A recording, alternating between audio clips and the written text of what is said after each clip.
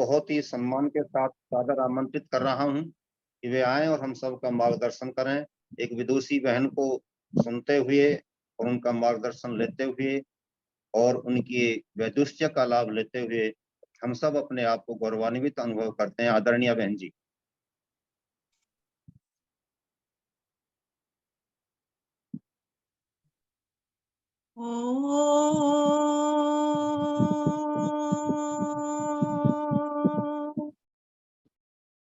यदग्ने स्यामहं त्वं वाघास्याहं स्युष्टे सत्या इहाशिषः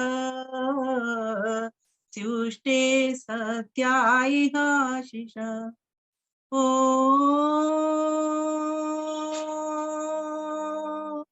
नमस्ते अस्तु आयते नमो अस्तु परायते नमस्ते प्राणतिष्ठत आसीनायोतते नमः आसीनायोतते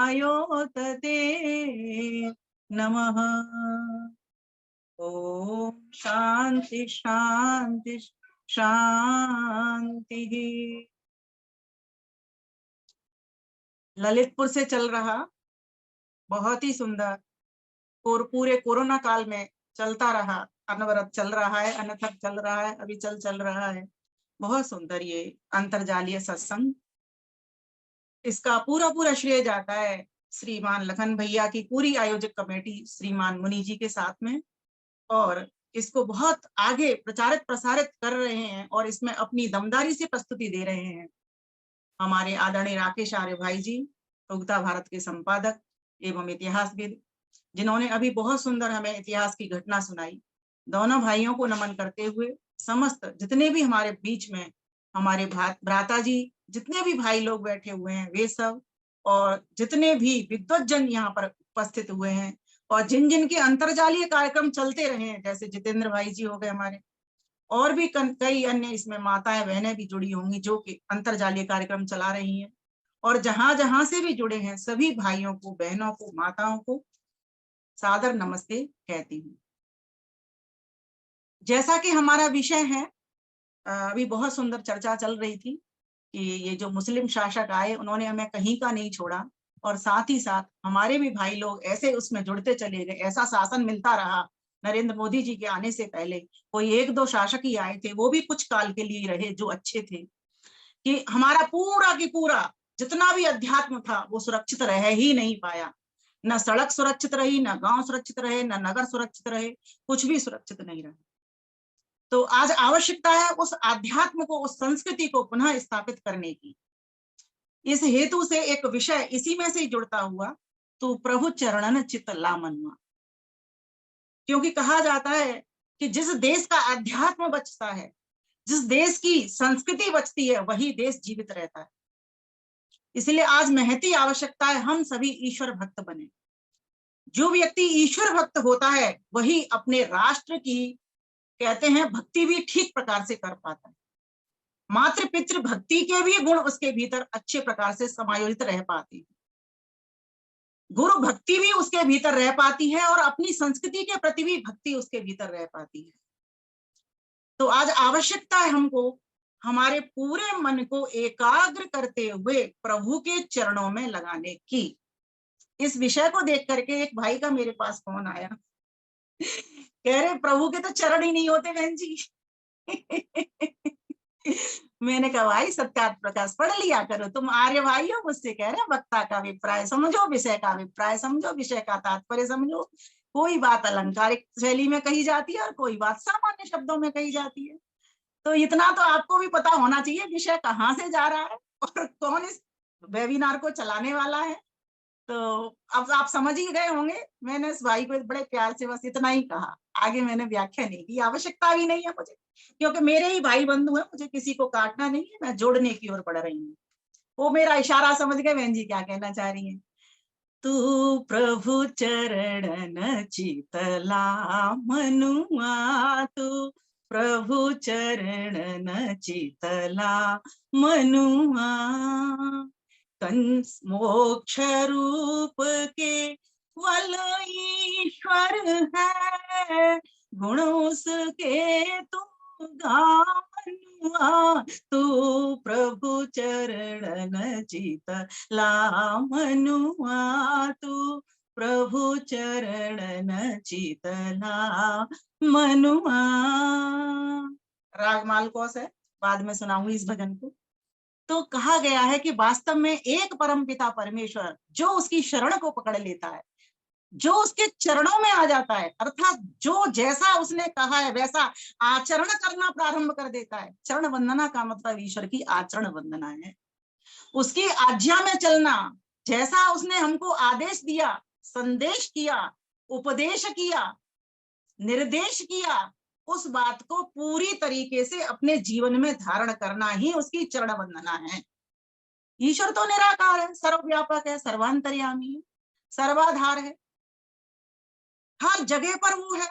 ना उसकी हमारी स्थान से दूरी, ना उसकी हमसे समय से दूरी। पहले भी था, आज भी, आगे भी रहे। हर स्थान पर उसको देख लो, कहीं भी बैठ जाओ आप, आंखें बंद करो, आपको प्राप्त होना प्रारंभ हो जाएगा। लेकिन उसके पहले बहुत जरूरी हो जाता है कि अपने आप का जीवन यम नियमों से पूरित करना। जब तक व्यक्ति के जीवन में ये यम नहीं आ जाते, तब तक ये कहना कि मैं प्रभु की चरण वंदना कर रहा हूँ, या मैं इतने सारे जप करता हूँ, इतना तप करता हूँ, वो सब की सब मेरे हिसाब से, मेरी मान्यता में, और मैं तो कहूंगी शास्त्र और विद्वानों की मान्यता में, ऋषि महर्षियों की मान्यता में भी वो बेईमानी हो जाएगी। इसलिए इस विषय में क्या कहा, तू प्रभु चरणन चित लामनु। वस्तुतः व्यक्ति के सामने दो मार्ग हैं।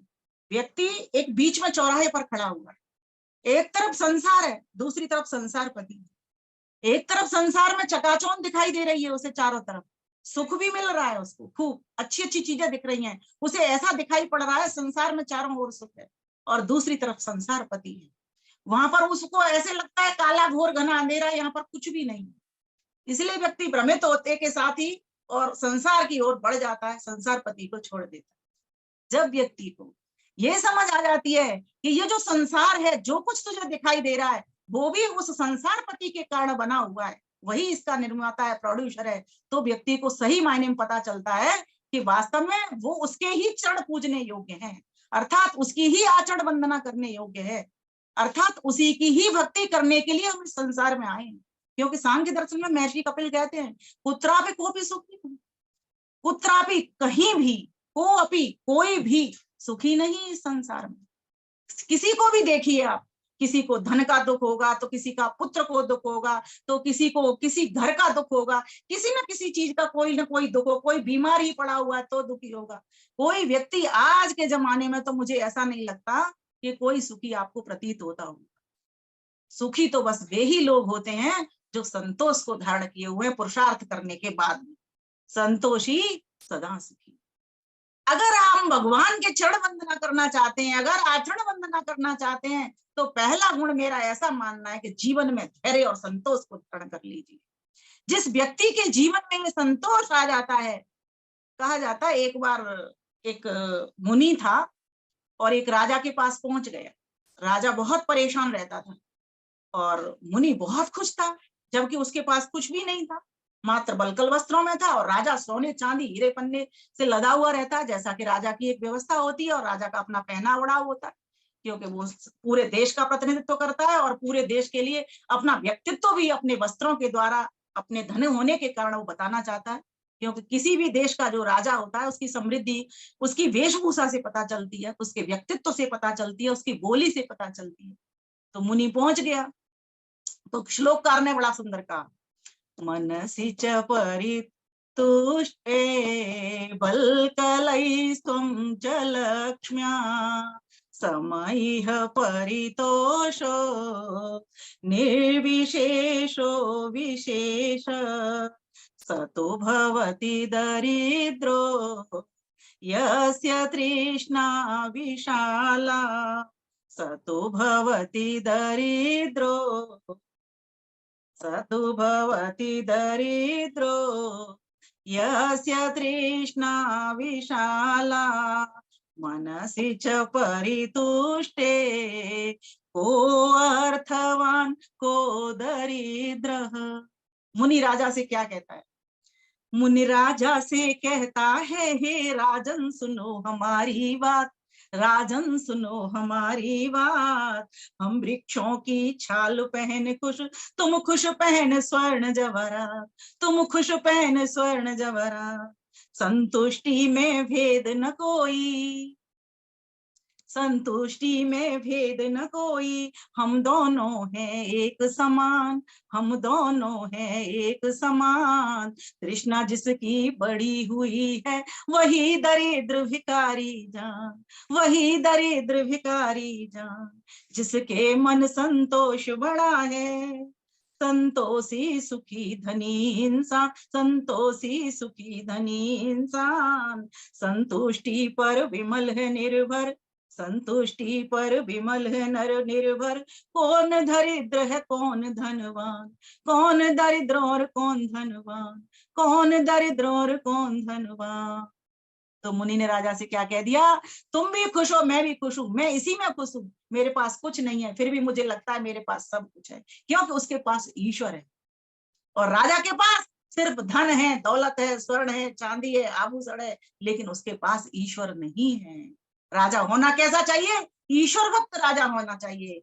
जो राजा ईश्वर भक्त होता है वही अपने देश के शासन को भी सुंदर चलाता है, क्योंकि ईश्वर भक्ति का तो सीधा सीधा मतलब होता है भज सेवायाम।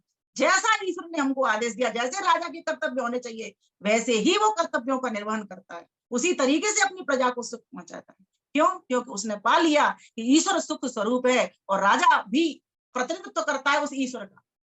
ईश्वर भी एक राजा ही है, हम सबका, पूरे ब्रह्मांड का वो राजा, पूरे ब्रह्मांड में जड़ और चेतन उसकी प्रजा है, उसका प्रतिनिधित्व करता है।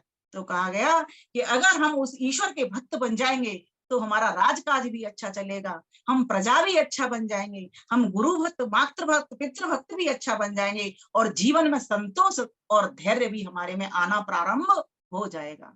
भगवान को कोई कितना भी गाली दो, कितना भी अपशब्द बोलो, उस पर कोई प्रभाव नहीं पड़ता। अपना काम किए जा रहा है, 24 घंटे ड्यूटी ऑन है उसकी। हमारी कितनी है, 12 घंटे, 12 घंटे शयन, 12 घंटे जागरण। उसकी 24 घंटे में ना वो सोता ना जागता, उसको आवश्यकता ही नहीं है, क्योंकि ये शरीर का धर्म है, इसको आवश्यकता पड़ती है सोने की और जागने की। आत्मा को आवश्यकता नहीं है, लेकिन आत्मा चूंकि शरीर में आया है तो उसको सोना भी होता है और उसको जागना भी होता है। आत्मा तो शरीर जब छोड़ता है तो बेहोश की मुद्रा में होता है, उसको तो होश होता नहीं। क्यों नहीं होता, क्योंकि उसके पास मन बुद्धि इंद्रियां नहीं होते। अभी उसको, उसके पास शरीर में आकर के मन बुद्धि इंद्रियां होते हैं। इसलिए मन बुद्धि इंद्रियों की भी एक सीमा है, इनको भी आराम देना होता है, इनको एक्टिव करना होता है, इनको जगाना होता है। तो भगवान के भक्त को पाने के लिए तो प्रभु चरणन चितला मनुआ, उस परमेश्वर को एकाग्र चित्त होकर के देखो। अब प्रश्न ये आता है कि उसका मन कैसे लगे, उसको कैसे उसके चरणों में चित्त लगाएं। हमने उस जिसको देखा नहीं, जिसको जाना नहीं, जिसको सिर्फ सुना है, शब्द प्रमाण से भी जान लिया थोड़ा थोड़ा, अनुमान प्रमाण से भी उसको हम जान रहे हैं, लेकिन प्रत्यक्ष तो वो कभी हुआ ही नहीं।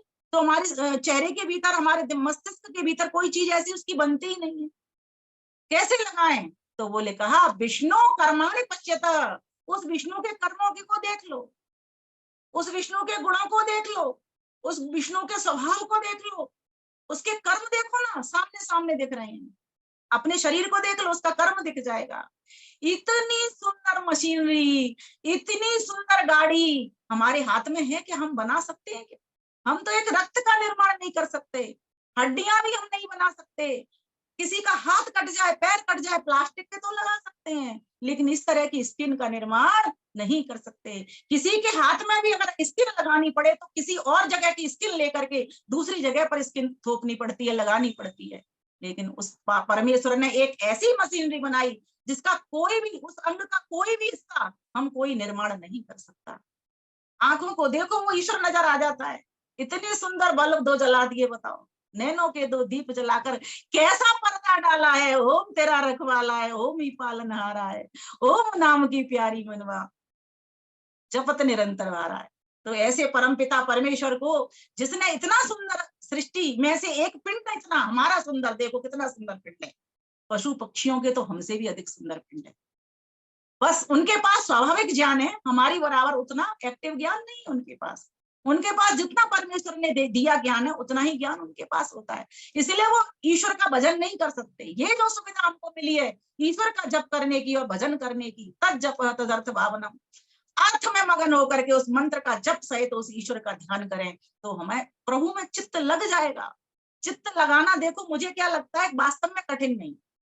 एक तो व्यक्ति का जीवन इतना अच्छा हो जैसा ईश्वर ने कहा, सच में सत्य बोलने वाला हो, सत्य ही सोचे, सत्य ही मन में विचारे और सत्य ही वाणी से बोले और सत्य ही क्रिया व्यवहार में धारण कर ले। ईश्वर मिला हुआ है, क्यों मिला हुआ है? लॉजिक, क्योंकि ईश्वर स्वयं सत्य स्वरूप है, कभी ना झूठ बोलता, ना झूठ काम करता, वो ना झूठ सोचता। सारा संसार उसने सत्य प्रकृति से सत्यमय बनाया हुआ है। हम इसको झूठा क्यों कहते हैं? जब सत्य प्रकृति से सारा संसार सत्य बना हुआ है तो सत्य ही है वो, बस इसीलिए उसको झूठा बोल दिया जाता है कि जाने वाला है, नश्वर है ये, लेकिन फिर आता भी तो है। आना जाना अनादि रूप से इस संसार में इसी तरीके से लगा हुआ है। परमात्मा सत्य प्रकृति से इस सत्य जीवात्मा के ऊपर स्वयं सत्य होते हुए इस चोले को धारण करवा देता है, प्रकृति से बना देता है इस शरीर को। तो जब हमको उसकी इस कला कौशल्य का पता चल जाता है तो वो ईश्वर, वो जो निर्माता ईश्वर है वो कितना बड़ा होगा, सोचो, उसके बारे में एक बार चिंतन करके देखो। और अगर हमने इस जन्म में नहीं पाया, इस गाड़ी में उस सुविधा का लाभ नहीं उठाया, इतनी सुंदर गाड़ी मिल करके भी, तो हमें आगे मिलना नहीं है। उपनिषद का ऋषि क्या कहता है? यह चेत अवेदित सत्यम अस्ति, ना यह चेत अवेदित महति विनष्टि।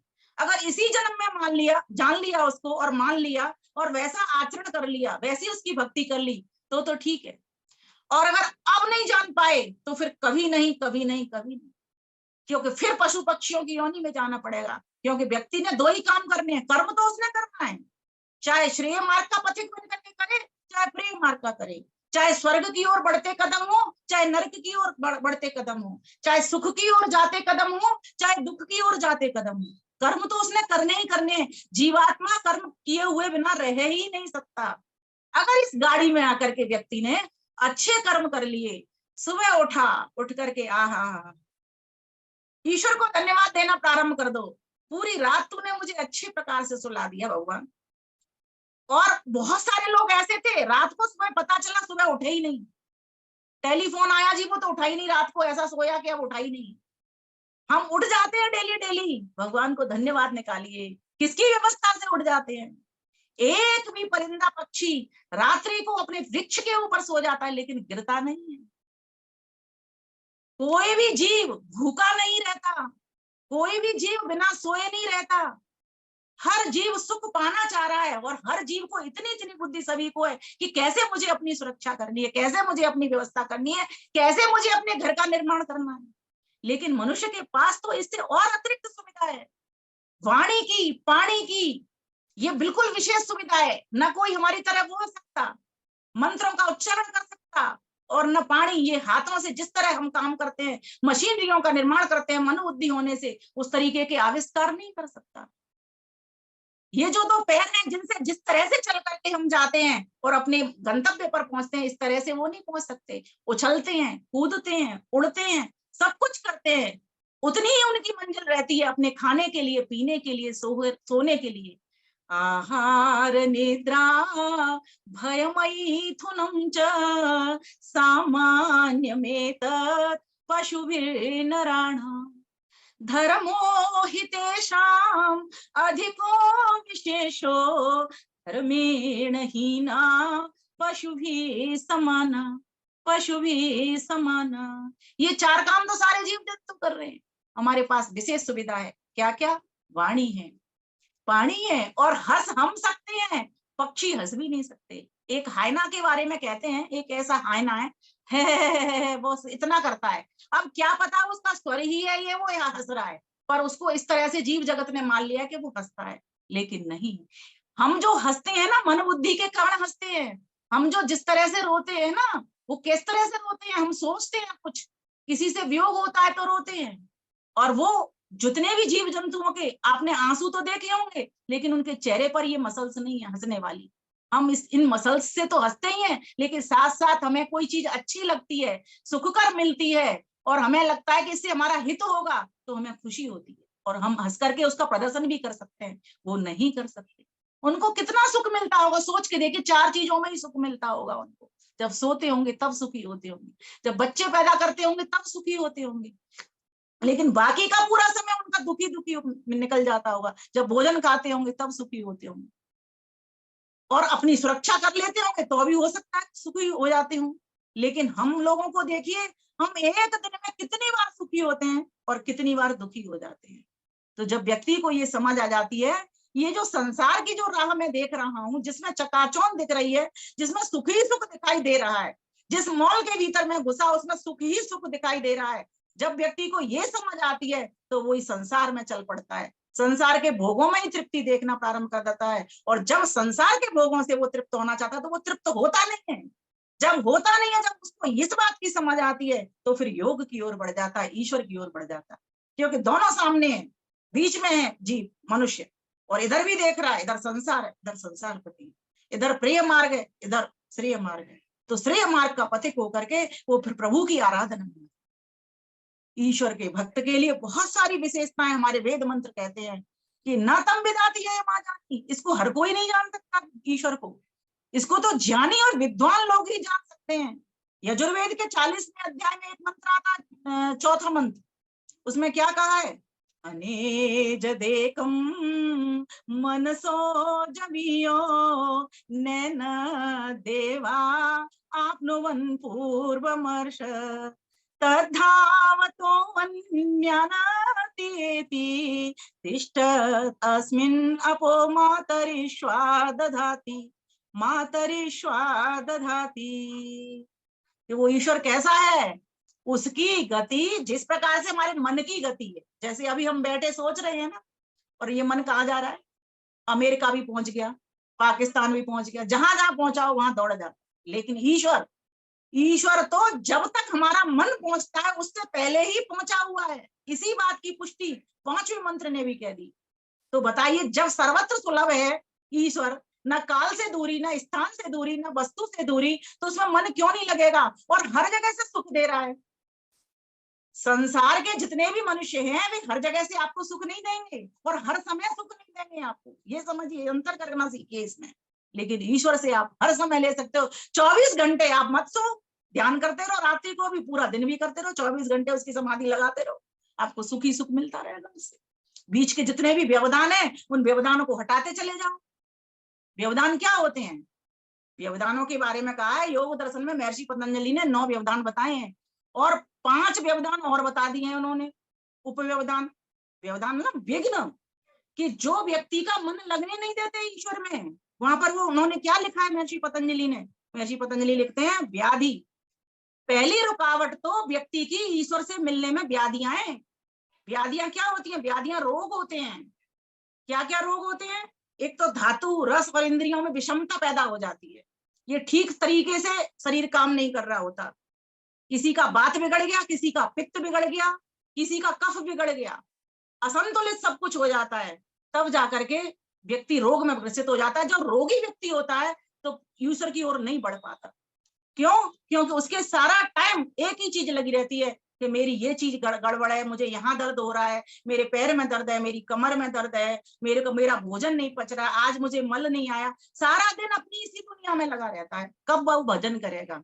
योगी व्यक्ति ही, जो स्वस्थ व्यक्ति है वही भजन कर सकता है, और जो प्रसन्न व्यक्ति है वही ईश्वर का भजन कर सकता है। तो प्रभु के चरणों में चित्त लगाने के लिए आपको उस तरह की फिटनेस लानी होगी, आपने अपने मन वचन में शुद्धता लानी होगी। क्या? सत्व संशुद्धि, गीता में भगवान कृष्ण ने इसको नाम दिया सत्व संशुद्धि। आपको सतोगुण से भरना पड़ेगा, क्योंकि सतोगुण के बाद ही आप गुणों से परे हो सकते हो। रजोगुण तमोगुण ये आपको संसार में रमाते रहेंगे, सतोगुण आपको ईश्वर की ओर बढ़ाता रहेगा, इसलिए उस सतोगुण को विद्यमान रखिए। लेकिन प्रश्न तो ये हो सकता है नहीं, सतोगुण विद्यमान रहे कैसे? संसार में हम रह रहे हैं, सारे काम कर रहे हैं, सबसे लेन देन कर रहे हैं, होगा, बिल्कुल होगा। सत्य पर चलोगे सतोगुण रहेगा, कोई बात नहीं, मेरे से कोई गलती होगी कह दो, थोड़ी देर डांट पड़ेगी। लेकिन अगर आपने नहीं कहा, झूठ बोल दिया, तो एक झूठ को छुपाने के लिए आपको 100 झूठ और बोलने पड़ेगी, आप फंसोगे तो जरूर। और फिर यहां से भी बच लोगे तो ईश्वर के न्याय से, उसकी कर्मफल व्यवस्था से नहीं बच पाओगे। उसका तो दंड मिलेगा ही मिलेगा। इसलिए जीवन में सत्य भरिए, जीवन में अहिंसा का पालन करिए, किसी की हिंसा मत करिए, ना मन से, ना वाणी से, ना कर्म से, ना व्यवहार से, किसी भी तरीके से किसी की हिंसा मत करिए। हाँ, अगर जो आतंकवादी हैं, अलगाववादी, उग्रवादी लोग हैं, जो हमारे राष्ट्र को नुकसान पहुंचा रहे हैं, हमारी संपत्ति को नुकसान पहुंचा रहे हैं, हमारी संस्कृति को, हमारे मंदिर देवालयों को नुकसान पहुंचा रहे हैं, तो ऐसे लोगों को मारना, काटना, वेद तो कहता है बंदूक से उड़ा दो, बंदूक की गोली से उसको खत्म कर दो। वो तो आपसे हिंसा नहीं होगी, वो अहिंसा है। क्यों? एक को मार करके या 10 को मार करके आपने 100 लोगों की रक्षा की या 1 करोड़ लोगों की रक्षा की। इसीलिए वो तो हिंसा, अहिंसा, अहिंसा क्या है? न्याय युक्त कर्म करना ही अहिंसा है। जो व्यक्ति न्याय करता है उसके समस्त सभी से राग द्वेष छूट जाते हैं, फिर अपना पराये का भेद नहीं रहता उससे, और ना कोई शोक न मोह होता। तत्र को शोक कह मोह एकत्व मन पश्यते, सबके भीतर वो एकत्व का भाव लिए रहता है। ऐसा व्यक्ति सबके साथ में बहुत सुंदर व्यवहार करता है। तो आगे कहा कि हमें इन विघ्नों को समझ करके पहले इन विघ्नों को, इन व्याधियों को मिटाने का प्रयास करना चाहिए। स्त्यान, सत्य कर्मों में रुचि बढ़ानी चाहिए, सत्य बोलने में रुचि बढ़ानी चाहिए। मैं सत्य ही बोलूंगा, पूरे दिन सुबह उठो तो ये संकल्प ले लो मन के भीतर, मुझे ईश्वर को प्राप्त करने के लिए गाड़ी मिली है और गाड़ियों में ये सुविधा नहीं है, इसलिए मैं सुविधा का भरपूर प्रयोग करूंगा। उठूंगा, धन्यवाद करूंगा, पूरे दिन की सत्यमय कार्यों की योजना बनाऊंगा, और जिससे मेरे देश की, समाज की, परिवार की उन्नति हो, ऐसे कार्यों को करने के लिए मैं योजना बनाऊंगा, ऐसे कार्यों के लिए मैं संकल्पबद्ध होऊंगा। तो इस प्रकार से ये विघ्न जो होता है स्त्यान का, इसको भी हमें मिटाने का प्रयास करना चाहिए, सत्य की ओर बढ़ना चाहिए। तीसरा विघ्न है संशय। व्यक्ति को ज्ञान अधूरा होने से वो संशय करता रहता है। ईश्वर निराकार है, साकार है, ईश्वर अल्पज्ञ है, सर्वज्ञ है, ईश्वर एकदेशी है, सर्वदेशी है। ज्ञान की अल्पज्ञता आज हमारे पास उपलब्ध है ना, हमारे वेद में श्री दयानंद सरस्वती ने कितना बड़ा उपकार किया हमारे ऊपर। वेदों का हिंदी में भाष्य करता है, जिन लोगों को संस्कृत नहीं आती वो हिंदी में पढ़े, और जिन लोगों को श्री दयानंद की भाषा नहीं समझ में आती, वे लोग सरल सरल भाषाओं के जो ग्रंथ लिख गए वेदोक्त, उन ग्रंथों को पढ़ना प्रारंभ कर दें। छोटी छोटी पुस्तकें महर्षि दयानंद सरस्वती ने लिखे। ईश्वर की ओर बढ़ने के लिए ईश्वर कृत कर्मों को करना ही पड़ेगा। जो ईश्वर ने आपको व्यवस्था दी, वेद का ज्ञान दिया, वेदोक्त ग्रंथों को पढ़ना प्रारंभ कर दें। एक समय ऐसा बनाए अपना, रात्रि को सोते वक्त अगर समय मिलता है तब, या उठते हो तब, या फिर बीच में दोपहर में। देखिए सभी के पास वही 24 घंटे हैं। एक व्यक्ति तो इतना काम कर जाता है 24 घंटे में, और एक व्यक्ति कुछ भी अपना, उससे बस खाना पीना कपड़े धोने में ही लगा रहता है, पूरा दिन एक ही काम में लगा रहता है। इसलिए भगवान में प्रीति करने के लिए पहले भगवान की व्यवस्था को देखो, उसके कर्मों को देखो और उसके लाभ को देखो कि ईश्वर से हमको कितने लाभ मिल रहे हैं। एक श्वास भी हम उसके बिना नहीं ले सकते, छोड़ सकते। ये पूरा शरीर उसने हमारे सुख के लिए दिया है, ये साधन रूप में दिया है, ये सारा संसार उसने उपभोग की सामग्री हमारे लिए दी है। हमें ये त्याग की भावना भी सिखाई है, अकेले मत खाओ, सबको खिला करके खाओ, समझो आप ईश्वर की भक्ति कर रहे हो। जब तक आपकी ऐसी भावना नहीं होगी, जब तक आपको जो बाधाएं आने वाली हैं उनको हटाना, चीरना नहीं आएगा, तब तक आप ईश्वर की चरण वंदना, आचरण वंदना कर ही नहीं सकते। क्या कह रहे हैं मंत्र, विषय क्या कह रहा है? तू प्रभु चरण न चितला मनुआ, इसलिए तो मन नहीं लगता। विघ्न पड़े हुए हैं, बाधाएं पड़ी हुई हैं, रुकावटें पड़ी हुई हैं, चीरना उनको नहीं आ रहा, तो पथिक आगे बढ़ेगा तो बढ़ेगा कैसे? और तोड़िए, संशय खत्म करिए, विपरीत ज्ञान को खत्म करिए, मिथ्या ज्ञान को खत्म करिए। ये शरीर सदा रहने वाला नहीं है, जाने वाला है, लेकिन मैं सदा रहने वाला हूँ।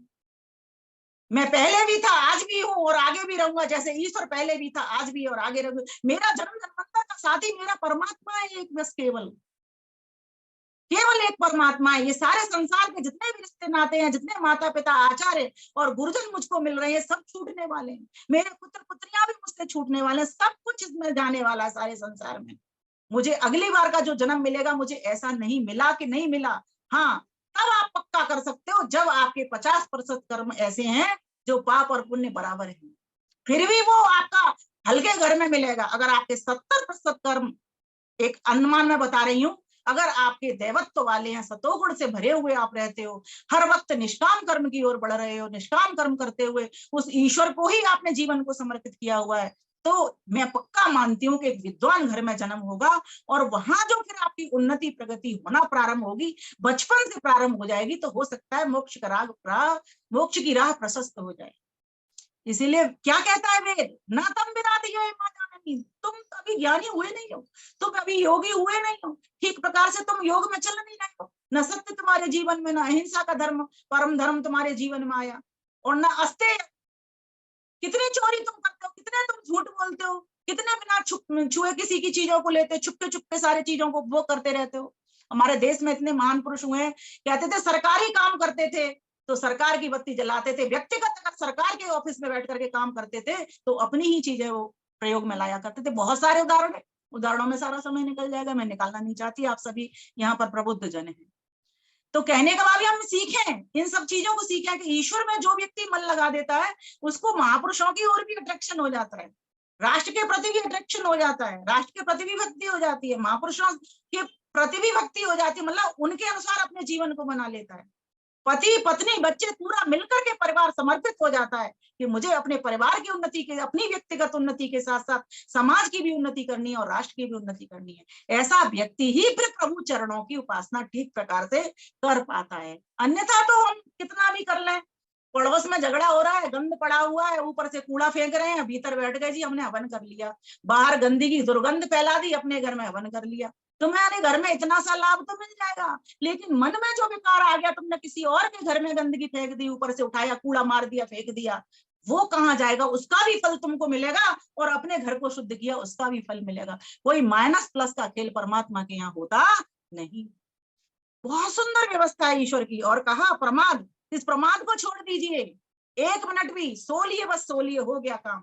लेखन की अगर शक्ति है लिखिए, पढ़ने की शक्ति है खूब स्वाध्याय करिए, कहीं किसी को कुछ देने की आपके भीतर भावना है, आपके पास धन दौलत ऐश्वर्य अधिक है तो आप बांटिए, अभावग्रस्तों में जाइए, अनाथ लोगों के पास पहुंचिए, विधवाओं के आंसू पहुंचिए, उनको उठाइए, ऊपर ले जाइए, किसी को श्रेय देना सीखिए, अपने आप को पीछे करना सीखिए, तब आप प्रभु के भक्त कहलाओगे।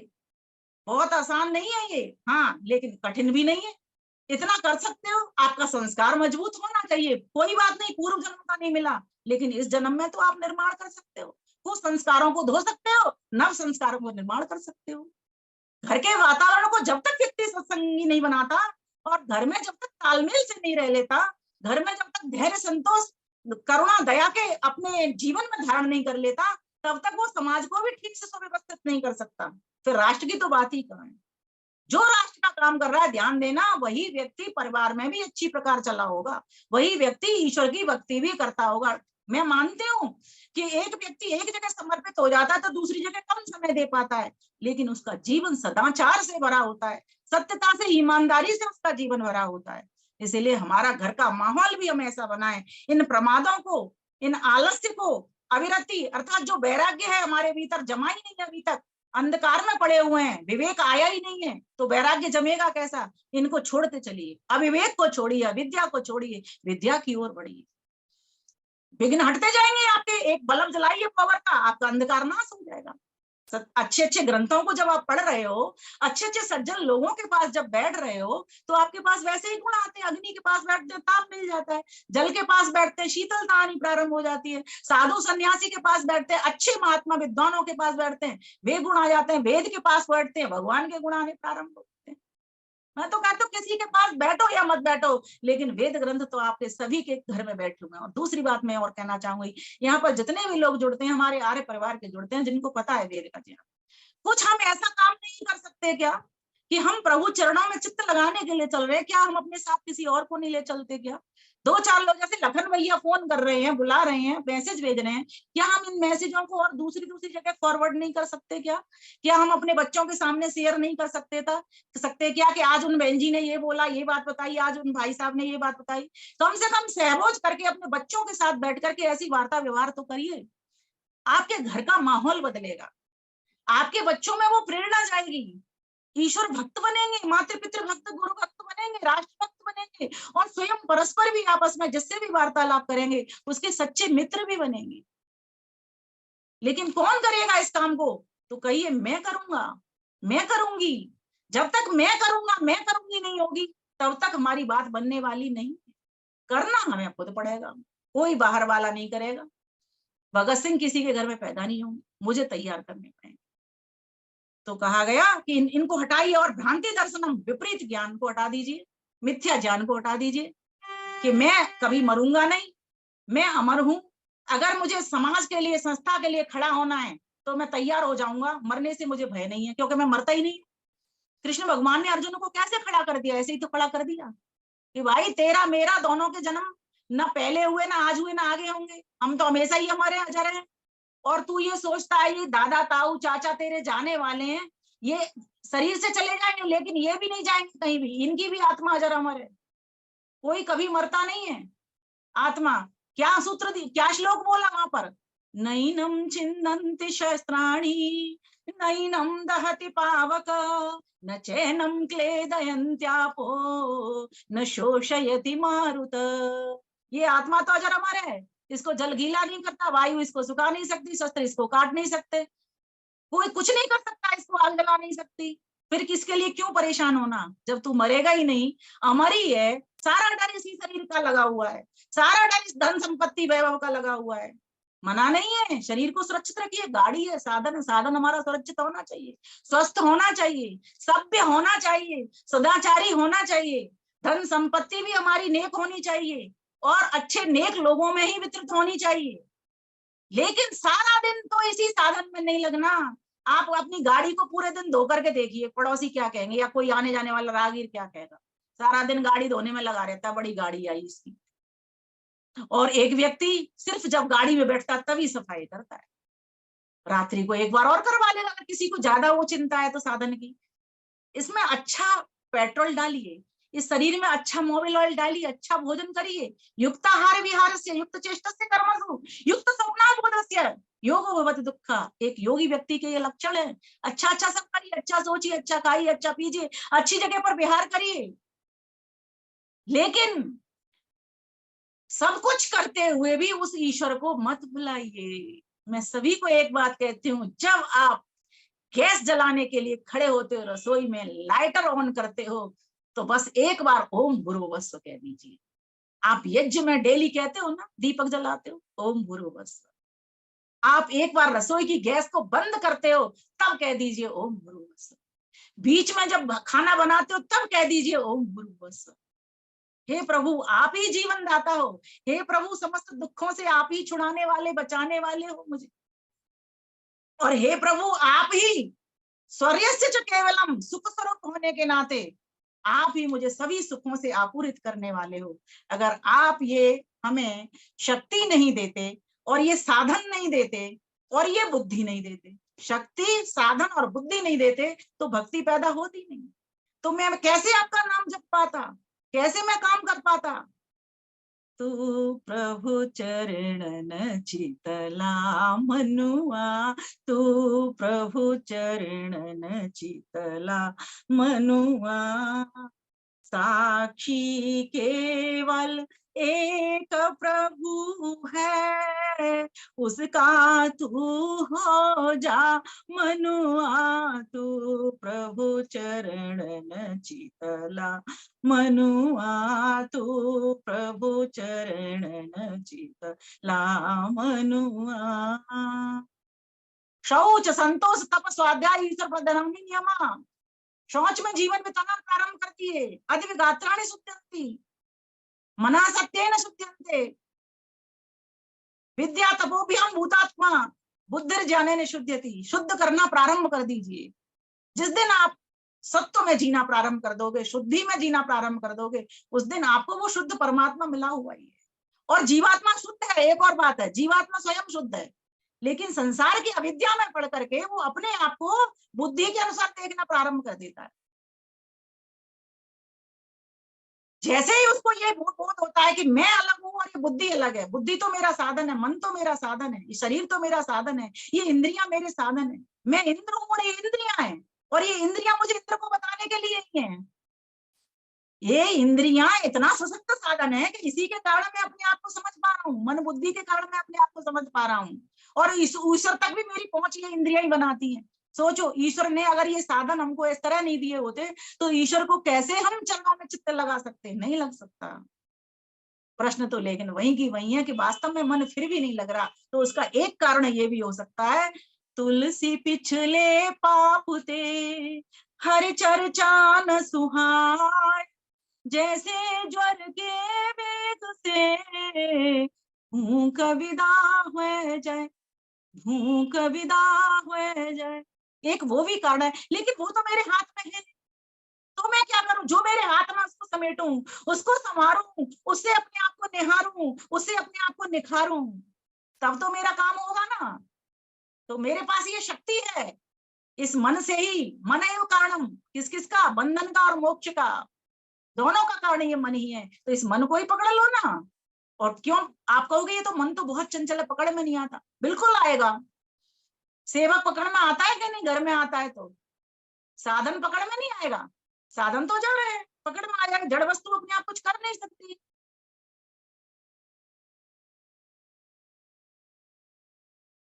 तो मोक्ष भागेगी नहीं कभी भी, वो पकड़ में आ जाएगी। चेतन तो जा सकता है, हम आत्मा रूप में इस शरीर की गाड़ी को ले जा सक रहे हैं, लेकिन जब आत्मा निकल जाए तो ये गाड़ी जाएगी कहीं? कहीं नहीं जाएगी। इसलिए मन को पकड़ लो। जैसे एक सेवक को पकड़ लेते हैं, उसके कान पकड़ लेते हैं, भाई तू मेरा ये काम कर, मुझे यहाँ ले चल, ऐसे इस मन को पकड़िए। और ब्रह्म और मन ये दोनों की दोनों व्याकरण की दृष्टि से नपुंसक लिंग में आते हैं। इसलिए जब भी मन आपका सरकने लगे संसार की ओर, तो कहना कहाँ जा रहा है तू? स्त्रियों के जमघट में जा रहा है या पुरुषों की बारात में जा रहा है? चल चुपचाप बैठ, तू मेरे साथ रह, ब्रह्म से मुझे मिला करके ला। जैसे एक राजा से मिलने के लिए व्यक्ति उस सेवक को लेकर के जाता है और दूत से परमिशन लिखवाता है, और तब जाकर के फिर दूत बाहर खड़ा रह जाता है और राजा से वो प्रत्यक्ष मिल करके याद आता है। ठीक इसी प्रकार से इन मन के सहारे से हम ईश्वर तक गति करते हैं। और एक समय ऐसा आता है जब इन तीनों गुणों से परे हो जाते हैं, तो उस ईश्वर का हमको साक्षात्कार होता है। लेकिन अनुभव कैसे होगा? वो चरणों में चित्त लगेगा कैसे? मात्र उसके गुण कर्म स्वभाव के द्वारा लगेगा। आपको आर्य समाज का दूसरा नियम दिया है, बहुत सुंदर नियम है। पूरी प्रतिमा ईश्वर की खींच दी है, नतस्य प्रतिमा, उसकी प्रतिमा नहीं है, लेकिन फिर भी ऋषि दयानंद सरस्वती ने शब्दों में प्रतिमा खींच दी है। अब आपने क्या करना है? तद जप तदर्थ भावनम, एक एक शब्द को लेते चले जाइए। सत चित्त आनंद, ईश्वर सत्य भी है, चेतन भी है, ज्ञानवान भी है और आनंद स्वरूप भी है। इसीलिए ईश्वर के चरणों में चित्त लगाना है। संसार की जड़ प्रकृति से हमें सुख दुख दोनों की व्यवस्था मिल रही है। परिणाम ताप दुख, संस्कार दुख, गुण वृत्ति विरोध दुख, ये 4 प्रकार के दुख हमेशा मिलते रहेंगे। हर सुख के साथ दुख मिले हुए हैं। आपने ये वस्त्र पहना है, 4 दिन आपको सुख देगा, लेकिन 5वें दिन आपको जैसे ही रंग में निकलेगा और जैसे ही फट जाएगा, ये दुख देना प्रारंभ कर देगा। पुत्र पुत्रियां जिस दिन पैदा हुए आपको सुख हो रहा है, लेकिन जिस दिन आपके गर्दन पर छुरी चला दी या कोई नालायक निकल गया, कोई खराब निकल गया, वैसे ही दुख प्रारंभ हो जाए। एक दिन में हम कितनी बार सुखी होते हैं, कितनी बार दुखी होते हैं। लेकिन जब व्यक्ति ईश्वर का भक्त हो जाता है, तो वो ये सोचता है ये सब तो सबके साथ होना है, मुझे क्यों दुखी होना, क्यों सुखी होना। ये पुष्पों के हार तो सबको पहनाए जाते हैं, जो भी कोई ऐसा अच्छा काम करता है, आज मुझे पहना दी तो मुझे क्यों फूलना। और मुझे जिस दिन मुझे मंच पर नहीं बिठाया तो मुझे क्यों डोलना, क्यों झूलना, क्यों परेशान होना, क्यों क्षोभ लाना, मन में क्यों खिन्न होना। इस प्रकार की भावना बनना प्रारंभ हो जाती है जो ईश्वर का भक्त होता है। इसीलिए प्रभु चरणों में चित्त ला, वही एकमात्र सुख स्वरूप है, सच्चिदानंद निराकार, जिसका आकार नहीं है। और एक बात और है, कई लोग कहते हैं जिसका आकार नहीं है वो इतना बड़ा काम कैसे कर सकता है। एक चीज बताती हूँ आप, इस शरीर में आत्मा कैसी है? साकार है, निराकार? आत्मा भी निराकार। जहां चेतना है, जहां निराकार है, जो वस्तु, 2 ही वस्तु चेतन है और निराकार है, ईश्वर और जीवात्मा। तो आत्मा इस पिंड को चला रही है कि चला रही है? निराकार होकर के आप अनुभव करिए, इसका पता लगता है, हाँ आत्मा चला रही है। इसी प्रकार से, जिस प्रकार से इस पिंड को आत्मा चला रही है और जैसे ही आत्मा निकल जाती है पिंड नहीं चलता, ठीक इसी प्रकार से। और ईश्वर ने तो निकलना है, आना जाना है नहीं, संयोग योग तो उसका होना नहीं है, तो वो तो सब जगह बैठा हुआ है। तभी तो ज्ञानी लोग इस बात पर कह देते हैं, वेद की वाणी को बोलते हुए, तदेजत् तन्नवेजत् तत्तूरे तद्वन्ति तदन्तरस्य सर्वस्य तत्सर्वस्य वायतः। कि वो ईश्वर, ज्ञानी क्या सोचता है कि वो ईश्वर कहीं नहीं जाता ना आता, क्योंकि जहां स्पेस हो तो वो जाए।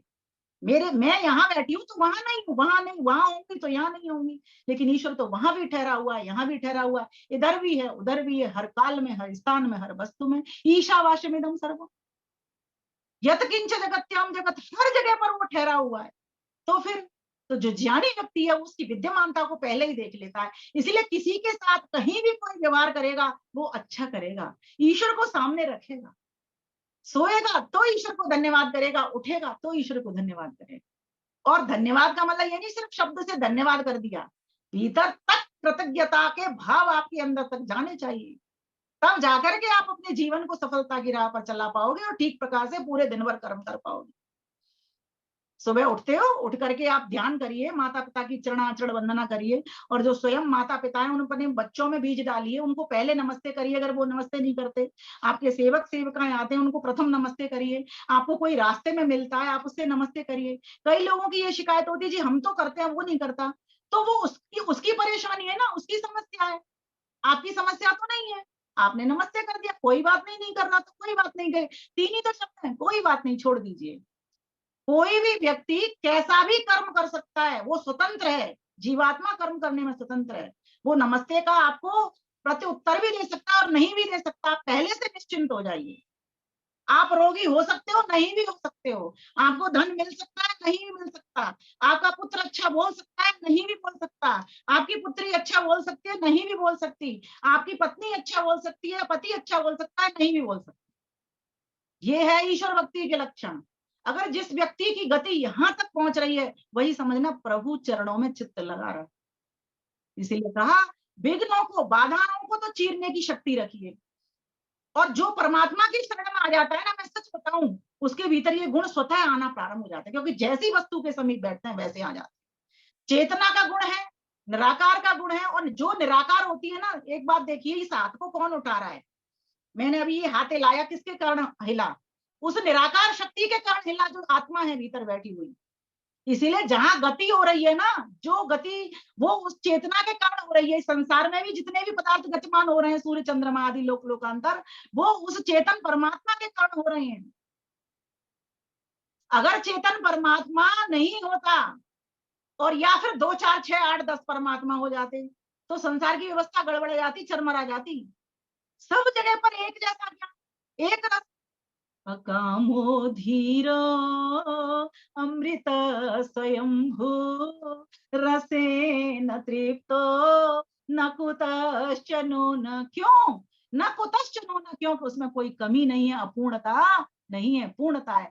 जो व्यक्ति परफेक्ट होता है वही परफेक्ट काम कर सकता है, उसमें कोई गलतियां होने का अंदेशा नहीं होता। मनुष्य अल्पज्य होने के नाते खूब भूलें करता है, खूब गलतियां करता है, और स्वीकार भी नहीं करता।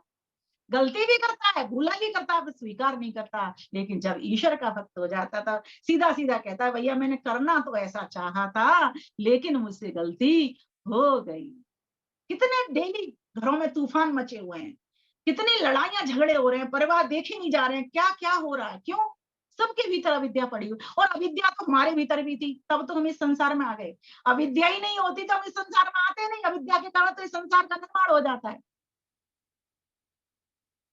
लेकिन इसी अविद्या में आकर के ही, अविद्या के कारण फंस करके ही, इसमें से हंसना भी तो आना चाहिए। कब तक फंसे रहेंगे इसमें? 40 के हो गए, 50 के हो गए, भाई वानप्रस्थी जीवन की ओर भी तो बढ़ना होगा, उस ईश्वर को अधिक देर तक स्मरण में लाना होगा। और लेकिन वही ला सकता है जिसका ब्रह्मचर्य काल और गृहस्थ काल परफेक्ट चला है, जैसा ईश्वर का आदेश था।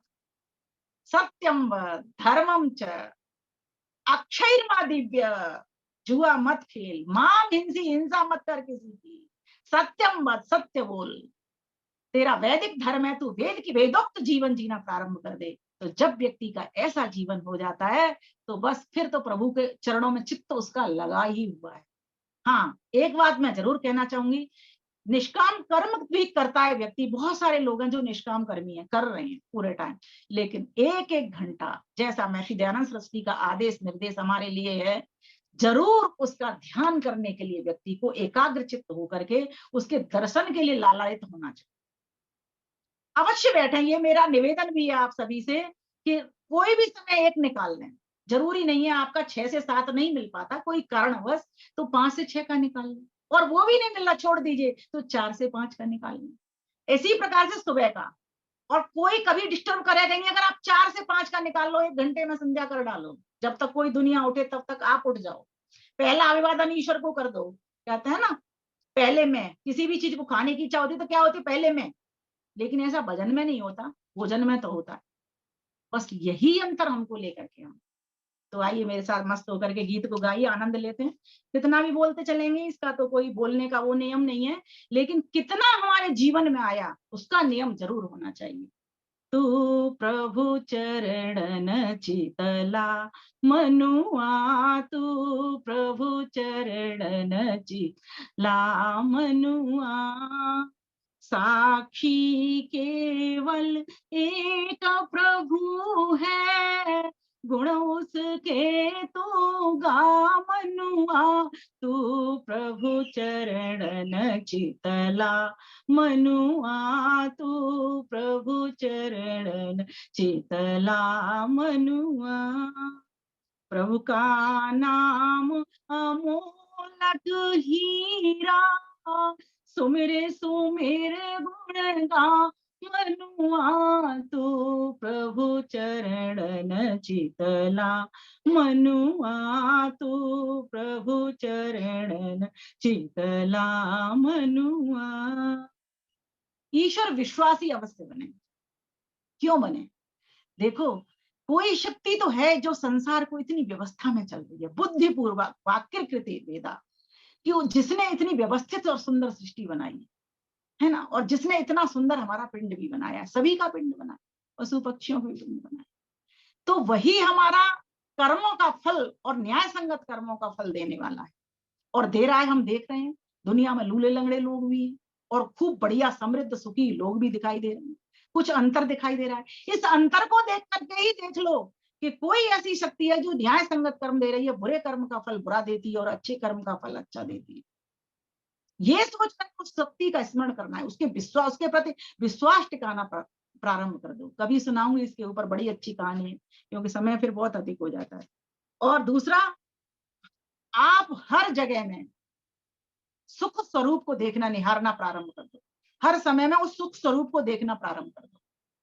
चाहे भले ही दुखी आप हो रहे हो, मत सोचो किसी भी कारण से आपको दुख मिल रहा है वो आपकी समस्या है, वो ईश्वर की तरफ से समस्या नहीं है। इसीलिए सुखी होना प्रारंभ। तीसरी बात, उसको जानना भी थोड़ा सा प्रारंभ कर दो। उसके गुण कौन कौन से हैं? जैसे महर्षि पतंजलि ने कहा, क्लेश कर्म विपाकाशय अपरामनिष्ठा पुरुष ईश्वर, कि उसके भीतर एक भी क्लेश नहीं है। क्यों नहीं है क्लेश? क्योंकि वो शुभ अशुभ और मिश्रित कर्म नहीं करता। वो कौन से कर्म करता है? निष्काम कर्म करता है, क्योंकि उसको वो अपने लिए चाहिए नहीं। और क्यों नहीं चाहिए? क्योंकि वो अपूर्ण नहीं है, अल्पज्य नहीं है, भरा हुआ है, पूर्ण है वो, उसको अपने लिए आवश्यकता नहीं। ये सारा संसार उसने हम जीवों के सुख के लिए बनाया है, हम सब जीवों के भोग और अपवर्ग के लिए बनाया है। अपवर्ग क्या है? ये अ माने अभाव, किसका? प वर्ग का, प फ ब भ म। से क्या? पाप पुण्य का अभाव हो जाता है। इस मोक्ष में जब आप जाते हो, अपवर्ग होता है, तो आपको शुभ अशुभ कर्म नहीं भोगने पड़ते, वहां पर परमानंद की प्राप्ति होती है, क्योंकि आप निष्काम कर्म करके गए हो और अपने सभी क्लेशों को दग्ध करके गए हो, यहाँ पर जला करके भून करके गए। तो कहा प वर्ग, पाप पुण्य वहां नहीं, और क्या नहीं? फल की कामना वहां नहीं। अब तो आपको आनंद मिल चुका। ये अपवर्ग की परिभाषा बता रही हूँ आपको सामान्य शब्दों में।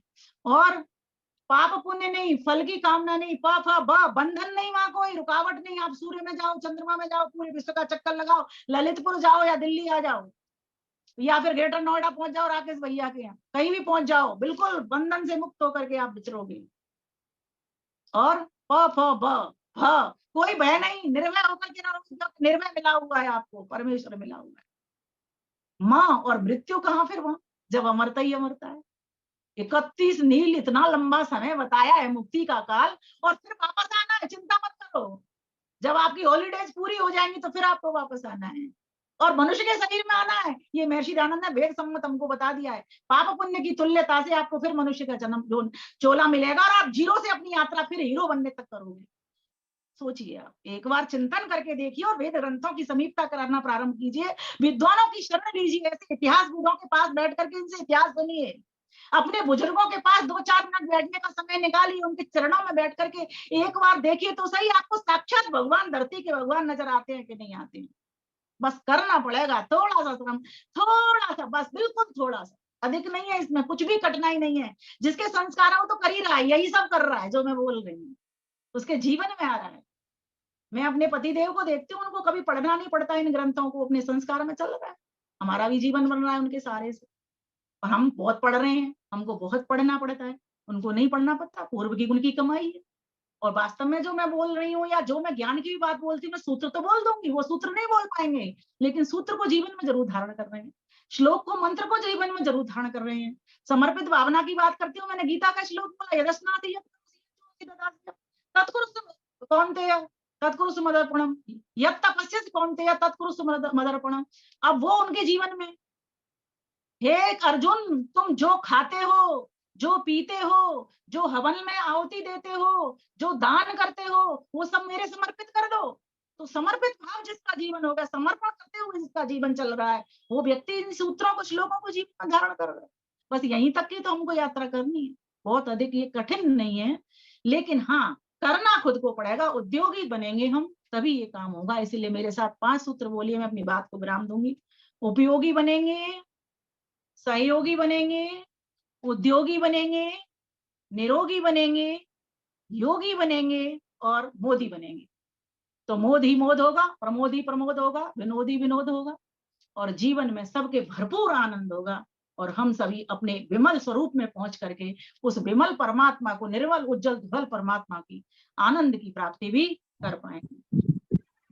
तू प्रभु चरणन चितला मनुआ, जिसकी कृपा से सब सुख पाया, सब मतोस को विश्राम।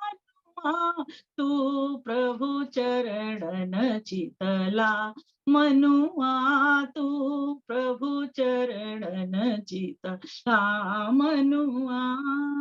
केवल प्रभु शरणाश्रित होकर उसको शीश झुका मनुआ, तू प्रभु चरणन चितला मनुआ, तू प्रभु चरणन चितला मनुआ, तू प्रभु चरणन चितला मनुआ, तू प्रभु चरणन चितला मनुआ। हे परमपिता परमेश्वर, हमें शरणाश्रित होकर के आपके पास आए हैं, हमें अपनी शरण दीजिए। हे प्रभु, हमें शरण में रखिए। हे प्रभु, हमारे ऊपर अपना वरद हस्त रख दीजिए। इस वक्त भी हम आपको निहार रहे हैं, देख रहे हैं कि क्या देख रहे हैं, कि आप हमको देख रहे हैं, आप हमको समझ रहे हैं, सुन रहे हैं, सब जान रहे हैं प्रभु। यहाँ पर भी आप हमारे पास बैठे हुए हो प्रभु, हमें हर जगह से आप अनुभव आते हो, लेकिन हम ऐसे हैं कि इस माया की चकाचौंध में आपको बुलाते चले जाते। बस इतनी सी कृपा कर देना कि हम आपको भुला न पाए। यह आत्मदा बलदा यस्य विश्व उपासते प्रशिषम यस्य देवा यस्य छायामृतम यस्य मृत्युम कस्मै देवाय, कस्मै देवाय। इन्हीं शब्दों के साथ मैं ललितपुर से जुड़े हुए और जहां जहां से जुड़े हुए सभी का बहुत बहुत धन्यवाद करती हूँ। और समस्त जो मेरे सामने मुनि जी के दर्शन हो गए हैं, मुनि जी को भी अपनी प्रणाम कहती हूँ। और जितनी भी माताएं, भाई बहन, जितने भी जुड़े, मैं इन टूटी फूटी वाणियों, छोटी सी वाणी में, सरल वाणी में कुछ कह पाई। जो गलती हुई हो वे मेरी हैं, और जो अच्छी बात हुई वो ईश्वर की है और आप लोगों सज्जनों से ली हुई है। आप सभी का बहुत बहुत धन्यवाद, श्रद्धा और भक्ति धैर्य के साथ श्रवण करने के लिए। ओम नमस्ते जी।